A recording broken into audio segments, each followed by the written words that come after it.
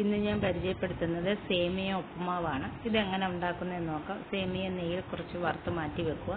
അതിനുശേഷം കടുക് വറുത്ത് കുറച്ച് ഉഴുന്ന് പരിപ്പ്, പൊട്ടുകടല, വറ്റൽമുളക്, കറിവേപ്പില എന്നിവ ഇട്ട് ഒന്ന് വഴറ്റിയതിന് ശേഷം ഇഞ്ചി വെളുത്തുള്ളി ചേർക്കുക. അത് ഒന്ന് ചെറുതായി വഴറ്റിയതിന് ശേഷം ക്യാരറ്റ്, ബീൻസ് അരിഞ്ഞത് ചേർക്കുക.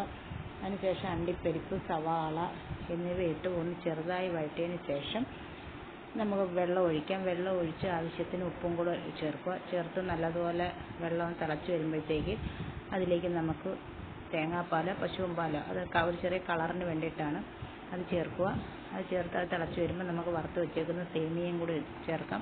വെള്ളമെന്ന് പറയുന്നത് സേമിയ മുങ്ങിക്കിടക്കത്തക്ക രീതിയിൽ വേണം. അതിനുശേഷം നമുക്ക് സേമിയ ഇട്ട് നല്ലതുപോലെ അടച്ച് വെച്ച് വേവിച്ചെടുക്കുക. അടക്കി പിടിക്കാത്ത രീതിയിൽ ശ്രദ്ധിച്ചോണം. അതിനുശേഷം ആവശ്യാനുസരണം തേങ്ങയും ചേർത്ത് നല്ലതുപോലെ ചിക്കി എടുത്ത് അടിപൊളി ഉപ്പുമാവ് തയ്യാറാക്കാം. എല്ലാവരും ഒന്ന് ട്രൈ ചെയ്യും.